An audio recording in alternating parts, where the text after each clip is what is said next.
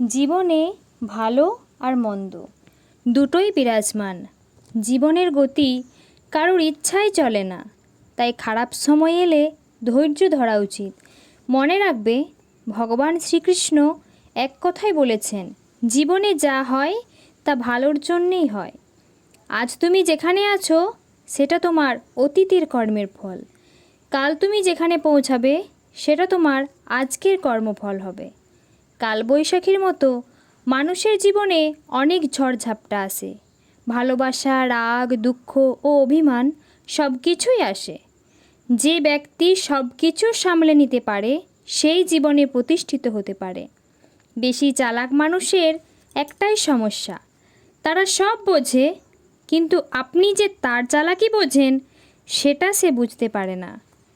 জীবন বড়ই অদ্ভুত। যার আছে তার সব আছে, যার নেই তার কিছুই নেই। যে পায় সে সব পায়, যে পায় না সে কিছুই পায় না। যে অপরের খাবার কেড়ে খায় তার কোনো দিন পেট ভরে না। যে 5 জনকে দিয়ে খায় সে কোনো দিন অভুক্ত থাকে না। নীরব থাকা এবং হাসি খুশি থাকা দুটোই শক্তিশালী মানব অস্ত্র। হাসি হলো এমন এক অস্ত্র যেটার দ্বারা তুমি সমস্ত সমস্যার সমাধান করতে পারবে, এবং নীরব থাকার মাধ্যমে তুমি সমস্ত সমস্যাগুলোকে উপেক্ষা করতে পারবে।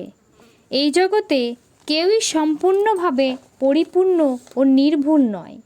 যদি তুমি কারোর কোনো ভুল দেখে তাকে দূরে সরিয়ে দাও, তাহলে তুমি এই জগতে একা হয়ে পড়বে। তাই কাউকে বিচার করতে যেও না, ওটা ঈশ্বরের ওপর ছেড়ে দাও। তুমি শুধু সবাইকে ভালোবেসে যাও। জয় শ্রীকৃষ্ণ।